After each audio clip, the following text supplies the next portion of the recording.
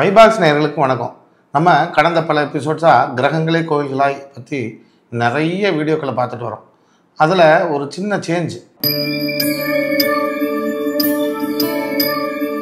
நிறைய பேர் என்கிட்ட கேட்டுக்கிட்டே இருக்கிறாங்க, எல்லா கோயிலை பற்றியும் சொல்கிறீங்க, பாபா பற்றி சொல்லவே இல்லையே, நீங்கள் பாபா பற்றி ஏதாவது சொல்லுங்கன்னு. நான் ஏற்கனவே ஒரு வீடியோவில் பாபா பற்றி சொல்லியிருக்கிறேன்னு நினைக்கிறேன். இருந்தால் கூட இந்த சாய்பாபாவுக்கும் எனக்கும் உண்டான சில அபரிமிதமான ஒரு தொடர்பு, ரொம்ப ஒரு பாசப்பிணைவுன்னு சொல்லலாம். பொதுவாக இந்த சாய்பாபா பற்றி நிறைய சொல்லுவாங்க, கேள்விப்பட்டிருக்கோம். ஆனால் அந்த காலத்தில் நான் போனதில்லை. ஒரு இக்கட்டான ஒரு சூழல் எனக்கு ஏற்பட்டது. அந்த இக்கட்டான சூழ்நிலையில் எங்கே போகிறதுன்னு தெரியல. எனக்கு வேறு போக்கிடமே இல்லை. ஆள்வோட எண்டில் நிற்கிற மாதிரி எனக்கு ஒரு மனசில் அப்போ பட்டுது. எங்கே போகிறதுன்னு புரியல. அப்போது என்னோடய 2 வீலர் எடுத்துக்கிட்டு மனம் போன போக்கில் ஒரு வருத்தத்தில் விரக்தியில் போயிட்டே இருக்கிறேன். திருச்சி பக்கத்தில் அப்போ ஒரு சாய்பாபா கோயில் இருந்தது. அந்த பாபா கோயிலுக்கு போகலாம், அங்கே போய் கொஞ்ச நேரம் அமைதியாக உட்காந்துட்டு வரலாம் அப்படின்ட்டு நான் போகிறேன். ஆனால் பாபாவை கும்பிடணுன்ற எண்ணத்தை விட அந்த கோயிலில் போய் கொஞ்ச நேரம் அமைதியாக உட்காந்துட்டு வரலாம், மனசு கஷ்டமாக இருக்குது அப்படின்னு சொல்லிட்டு போனேன். அந்த கோயிலில் மொத்தமே ஒரு 2 பேர் என்னவோ தான் இருந்தாங்க. அதில் நான் ஒருத்தன். பாபாவுக்கு அவங்க பூஜை செஞ்சுட்டு இருக்கிறாங்க, யாரும் இல்லை. அந்த மதிய நேரத்தில் நான் போய் உட்கார்றேன், அமைதியாக உட்காந்துருக்கேன். அவர் பூஜை பண்ணுறாரு. அவர் என்னவோ எனக்காகவே பண்ண மாதிரியே எனக்கு பட்டுது. மனசில் ஆதங்கத்தோடையும் ஒரு கவலையோடையும் இருக்கிறதுல என்ன அறியாமல் கண்ணீரும் வர ஆரம்பிச்சது. நான் கண்ணீர் விட்டு கலங்கி உட்காந்துருக்கிறத அந்த கோயிலுக்கு பூஜை செய்கிறவர் பார்த்துக்கிட்டே இருந்திருக்காரு போல இருக்கு. அவர் கவனிச்சாருன்றது எனக்கு தெரியாது. நான் அமைதியாக உட்காந்து சில பிரார்த்தனை அங்கே வச்சுட்டு கிளம்பலான்ற போது அவர் நில்லுங்க, போகாதீங்க அப்படின்னு கை காமிச்சார். நானும் அவருக்காக வெயிட் பண்ணேன். அவர் முடிச்சுட்டு வாங்க லஞ்சு சாப்பிட்டுட்டு போயிடலாம், இங்கே சாப்பாடு போடுறோம் அப்படின்னு சொல்லிட்டு என்னையும் அந்த கூட இன்னொருத்தர் அங்கே உட்காந்துருந்தார், அவரையும் கூட்டிகிட்டு போனார். கூப்பிட்டு போய் எங்களுக்கு சாப்பாடு வச்சார். நாங்கள் சாப்பிட்டோம். சாப்பிடும்போது எங்கேருந்து வரீங்கன்னாரு. நான் இடத்த சொன்னோன்னே, நீங்கள் ஏதோ மன சங்கடத்தில் இருக்கீங்க போல இருக்குது, இந்த புத்தகத்தை நீங்கள் படிங்க அப்படின்னு சொல்லி பாபாவோட புத்தகத்தை எனக்கு ஒன்று கொடுத்தார். நான் அதை வாங்கிக்கிட்டு சரி ரொம்ப நன்றிங்க அப்படின்னோடனே, உங்களுக்கு எப்போ மனசு கஷ்டமாக இருக்கோ அதில் ஏதாவது ஒரு பக்கத்தை நீங்கள் திருப்பி படிங்க, அது உங்களுக்கு தகவல் சொல்கிற மாதிரியே இருக்கும் அப்படின்னாரு. நான் வந்துட்டேன். வந்த பிறகு அந்த புத்தகம் எனக்கு ஒரு பெரிய கம்பேனியனாக மாறிடுச்சு. அந்த பக்கத்தை ஏதாவது ஒரு பக்கம் திருப்புவேன். அதில் உண்மையிலேயே நமக்கே உண்டான வாசகம் போல் சில வாசகம் இருக்கும். அது மனசுக்கு ரொம்ப பெரிய ஆறுதலாகவும் இருக்கும். அவ்வளோதான் என்னுடைய நிலை. அந்த கவலை இது எல்லாமே கொஞ்சம் கொஞ்சமாக மாற தொடங்குச்சு. மாறி அப்புறம் என்னுடைய பணியில் நான் பிஸியாக ஆரம்பிச்சிட்டேன். எனக்கு பாபா மேலே பிடித்தம் இருந்ததே தவிர தொடர்ச்சியாக அந்த கோயிலுக்கு போகிறதுக்கு உண்டான கொடுப்புன்னு எனக்கு இல்லை. அவர் அப்பப்போ நினப்பேன், ஏதாவது ஒரு காரியத்துக்காக அவர்கிட்ட ஒரு வேண்டினது உடனே கிடைக்கும். அப்புறம் அதோட நான் அந்த கோயில் போகிறதும் ஸ்டாப் பண்ணிவிடுவேன். இது எதனாலன்னு எனக்கும் புரியல. பிற்பாடு கிரகங்களை பற்றி தெரியும் பொழுது நம்ம ஏன் அந்த கோயிலுக்கு தொடர்ச்சியாக போக முடியாமல் போச்சுன்றதுக்கெல்லாம் எனக்கு விட கிடச்சிது. இப்படியா ஒரு சூழ்நிலை நீண்ட காலமாக அவரோட கோயிலுக்கு போகாமே இருக்கிற சமயத்தில் என்னுடைய சகோதரி மாதிரி ஒருத்தங்க இருக்காங்க, சேச்சின்னு கூப்பிடுவோம் அவங்கள. கேரளாவை பூர்வமாக கொண்டவங்க.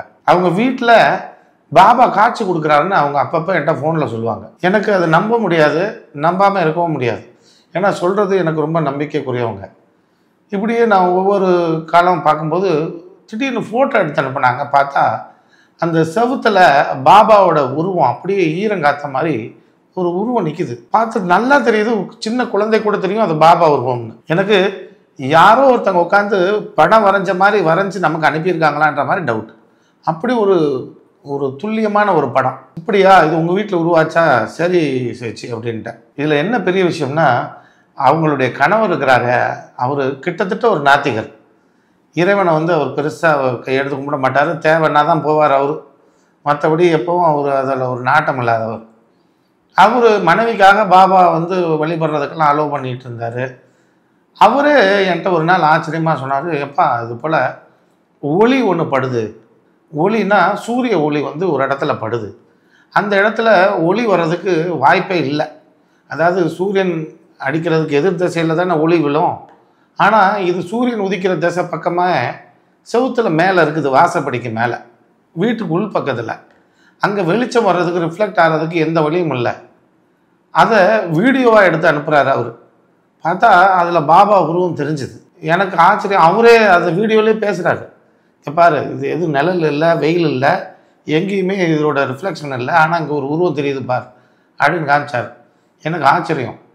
சரி, இப்படியெல்லாம் பாபா நிறைய அதிசயங்கள் செய்வாரா அப்படின்னு நிறைய பேர்கிட்ட கேட்டால் அவங்க வீட்டில் நடந்த அதிசயங்கள்லாம் சொன்னாங்க. இப்படி இருக்கிற சமயத்தில் அந்த வீட்டில் அந்த சேச்சி என்ன பண்ணாங்கன்னா, ஒரு வாரம் கோயில் போகணுன்னு நினச்சிட்டு இருந்திருக்காங்க அந்த வியாழக்கிழமை.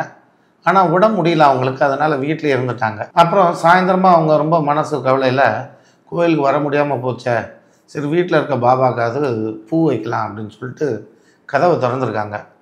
பார்த்தா அவங்க வீட்டில் வெள்ளை பளிங்கு சிலையாக இருந்தது மஞ்சள் நிற பளிங்கு சிலையாக மாறி நிற்குது. அது அவங்க ஃபோட்டோ எடுத்து எனக்கு அனுப்புனாங்க. இதை யாருக்கும் இதை நீங்கள் அனுப்பாதன்னு எனக்கு உத்தரவு இல்லை, ஆனால் உங்ககிட்ட மட்டும்தான் இது எனக்கு அனுப்ப சொல்லி தோணுது அப்படின்னாங்க. எனக்கு ஆச்சரியம். இப்படி இருக்குமா, இப்படியெல்லாம் மஞ்சளாக மாறுமா அப்படின்னா அவங்க கணவரும் அதை ஆமோதிக்கிறார். ஆமாம், மஞ்சள் நிறமாக தான் இருந்தது அப்படின்னு சொன்னார். எனக்கு இது ஒரு ஆச்சரியமான ஒரு விஷயமா நான் பார்த்துக்கிட்டு இருக்கிறேன். இதை விட பெரிய ஆச்சரியம், மறுநாள் காலையில் கதவை திறந்து பார்க்கும்போது அது மீண்டும் வெள்ளை நிற பளிங்காவே மாறி நின்னது தான். இதெல்லாம் கதையாக கேட்டிருக்கோம், யாராவது சொல்ல கேட்டிருக்கோம். ஆனால் இதெல்லாம் நடந்ததை பார்த்தது எனக்கு ஒரு பெரிய பிரமிப்பு. சரி, இந்த சாய்பாபா கிரகங்களாக என்ன கிரகமாக வருவார் அப்படின்னு பார்த்தா, குறிப்பாக சாய்பாபான்றது சனியின் அம்சம் கொண்டவர். இது இல்லாமல் வேறு 2 கிரகங்களுடைய இணைவும் சாய்பாபாவை குறிக்கும். இதில் 2ல் எதுவாக வேணால் இருக்கலாம். இந்த சனின்ற கிரகத்துக்கு எதனால் பாதிப்பு, யாருக்கு எதனால் ஏற்பட்டதோ அவங்க எல்லாம் பாபா கோயிலுக்கு போகிறதோ பாபாவை தரிசனம் செய்கிறதோ ரொம்ப அதிமுக்கியமான ஒரு கடமையில் ஒன்று. ஏன்னா அவர் சித்தராக இருந்தவர், வயதில் மூத்தவர், ஆன்மீக பெரியவர், இது எப்படியா வேணால் இருந்துட்டு போட்டோம். ஆனால் அவர் சனியினுடைய அம்சமாக அவர் நமக்கு தேவையான கருணை மிகுந்தவராக அவர் என்றைக்குமே இருந்திருக்கிறார். என்கிட்ட ஒரு ஜாதகம் பார்க்குறதுக்கு ஒரு பையன் வந்தார். அவர் வர்றாரு, வாசலில் அப்பாயின்மெண்ட் இல்லாமல் வர்றாரு. என் செக்ரட்டரிகிட்ட கேட்டுட்டு அவர் திரும்ப போயிடுறாரு. மீண்டும் ஒரு நாள் வர்றாரு, அவர் கேட்குறாரு, எவ்வளோ ஃபீஸுன்னு கேட்குறாரு. கேட்டுட்டு அவர் திரும்ப போயிடுறாரு. இப்போ எனக்கு தகவல் வருது, ஒரு பையன் வர்றான், அடிக்கடி வர்றான், கிட்டத்தட்ட தினமும் வர்றான், இருந்துட்டு வாசலில் ஏக்கமாக பார்த்துட்டு போயிடுறான். அடுத்த தடவை வரும்போது என்னை பார்க்க சொல்லுங்க அப்படின்னு நான் சொல்லிட்டேன். மறுநாள் சொல்லி வச்ச மாதிரி அந்த பையன் வர்றாரு. வரும்போது நானும் கேமராவில் பார்க்குறேன், யாரோ ஒருத்தர் வர்றாரு அப்படின்னு சொல்லி. அந்த பையன் கிளம்புறதுக்கு தான் எத்தனிக்கிறார். அப்போ இவங்க இல்லை சார் உங்களை பார்க்கணுன்னு சொன்னார். என்னன்னா தயக்கத்தோடு நிற்கிறான் அந்த பையன். நானும் கேமராவில் பார்த்துட்டேன் அந்த பையன் வந்திருக்கான்ட்டு. சரி, அவனாக தான் இருக்கும், வர சொல்லுங்க அப்படின்னா அந்த பையன் வந்தான். வந்தோடனே என்னப்பா என்னன்னா, இல்லை சார், நான் ரொம்ப பெரிய மன உளைச்சலில் இருக்கேன். நான் நிறையா தடவை ஆடிட்டருக்கு பரீட்சை எழுதி என்னால் பாஸ் பண்ண முடியல. நான் ஒவ்வொரு தடவையும் ஃபெயில் ஆகிடுறேன். எனக்கு ரொம்ப மனசு கஷ்டமாக இருக்குது. இந்த தடவையாவது பாஸ் ஆகணும், அதுக்கு உங்களோட பிளெஸ்ஸிங்ஸ் வேணும். என்னுடைய ஜாதகம் பார்த்து நீங்கள் சொல்லணும். ஆனால் என்கிட்ட காசு இல்லை அப்படின்னா. நீங்கள் வா உட்காரு, படிக்கிற பையன், நீ வா உட்காருன்னு சொல்லி உட்கார வச்சு அவனுக்கு ஜாதகம் பார்த்தா அவன் ஜாதகத்தில் சாய்பாபா தெரியுது. அப்போ அவன்கிட்ட கேட்குறேன், நீ சாய்பாபா கோயில் பக்கத்தில் குடியிருந்திருக்கியா அப்படின்னா, எங்கள் வீடு சாய்பாபா கோயில் பக்கத்தில் தான் சார்னா. எங்கேயும் போக வேண்டாம், சாய்பாபா கோயிலுக்கு மட்டும் தொடர்ச்சியாக போ, வியாழக்கிழமையில் போ, அவர் இந்த தடவை வர்ற பரீட்சையில் உன்னை பாஸ் பண்ண வைப்பார் அப்படின்னு நான் ஒரு தைரியத்தில் சொல்லிட்டேன். ஜாதகம் இருக்க தைரியம் தான் அது. அந்த தைரியத்தில் நான் கண்டிப்பாக கிடைக்கும் அப்படின்ற வார்த்தை என் வாயிலேருந்து வந்துருச்சு. இப்போ அவர் போகிறாரு, ஆனால் எனக்கும் நானே பிரார்த்தனை வைக்க ஆரம்பிச்சிட்டேன்.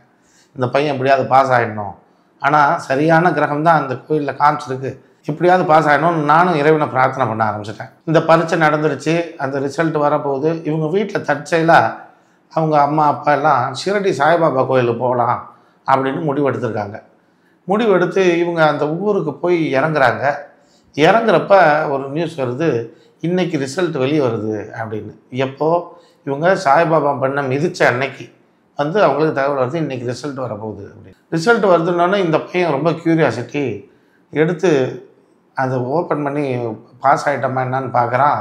அந்த பையன் பாஸ் ஆகிட்டான். பாஸ் ஆன சந்தோஷத்தில் அப்படியே போய் சாய்பாபாவை பார்த்துட்டு அவன் அங்கேருந்தே எனக்கு ஃபோன் பண்ணி சொல்கிறான், சார் நான் பாஸ் ஆகிட்டேன் சார், கரெக்டாக பாபா கோயில் ஷிரடிக்கு நாங்கள் வந்தோம், இங்கே இருக்கும்போது தான் அந்த பாஸ் ஆன செய்தி எங்களுக்கு கிடச்சிது அப்படின்னா. இதிலே நல்லா தெரிஞ்சு போச்சு, இது உன்னை பாஸ் பண்ணி விட்டது யார், அவனுக்கு தேவையான அந்த சொச்ச மிச்ச மார்க்கை போட்டு பாஸ் பண்ணி விட்டது யார் அந்த பாபாவாக தான் இருக்கும். கண்டிப்பாக அந்த பாபா தான். இது அவன் நம்புறானா இல்லையோ, அதை நான் நம்புகிறேன். இப்படி ஒரு ஆச்சரியமான சம்பவம். அந்த பையன் அதுக்கப்புறம் இங்கே வந்தான். ரொம்ப சந்தோஷமாக ஒரு இனிப்பு வாங்கி கொண்டு வந்து பகிர்ந்துக்கிட்டான். அதுக்கப்புறம் அவனுக்கு இந்தியன் பேங்க்லேயும் வேலை கிடச்சி இன்றைக்கி இந்தியன் பேங்க்கில் அவன் ஆடிட்டராக வேலை செய்கிறான். ரொம்ப பெரிய மகிழ்ச்சி. இன்றைக்கும் என்னை பார்க்க வந்துட்டு போயிட்டுருக்கான் அந்த பையன். ரொம்ப நல்ல நிலையில் இருக்கான். இதெல்லாம் பாபா அப்படி கண்ணுக்கு முன்னாடி வந்து செய்வார். உங்களுடைய ஜாதகத்தில் சனி வலுத்திருந்தால் மட்டும் அவர் போகணுன்னு அவசியம் இல்லை. இன்னும் சில கிரக காம்பினேஷன் இருந்தால் கூட சாய்பாபா நிதர்சனமாக செய்வார். யாருடைய ஜாதகத்திலலாம் சாய்பாபா இருக்குது, யாருடைய ஜாதகத்திலலாம் சாய்பாபா இல்லை, இல்லாதவங்க மட்டும் இல்லை, சாய்பாபாவை வெறுக்கிறவங்க அப்படின்னு சொல்லியும் ஒரு சில ஜாதக அமைப்பு இருக்க தான் செய்யுது. அப்படிப்பட்ட ஆட்களையும் நாங்கள் பார்க்க தான் செய்வோம். அப்போது இருக்குது அப்படின்னா அங்கே இல்லைன்னு சொல்லவும் ஒரு கூட்டம் இருக்கும். இல்லைன்றப்ப அந்த இடத்துல அவரோட ஒரு ப்ரெசன்ஸும் கண்டிப்பாக இருக்கும்ன்றத நம்ம ஞாபகம் வச்சுக்கணும். இது நிறைய பாபாவோட அதிசயங்கள் சொல்லிக்கிட்டே போகலாம், எபிசோடாக சொல்லலாம். ஆனால் இன்னும் இது போல் சில சம்பவங்கள், அதிசய சம்பவங்கள் இருக்குது. வெவ்வேறு நிகழ்ச்சியில் இதே பாபாவை பற்றி நான் உங்களுக்கு சொல்கிறேன். மற்ற கோயில்களை பற்றியும் அதில் உள்ள அதிசயங்களை பற்றியும் இந்த கிரக சூட்சமங்களை பற்றியும் அடுத்தடுத்த நிகழ்ச்சியில் சொல்கிறேன். அது வரைக்கும் நன்றி, வணக்கம்.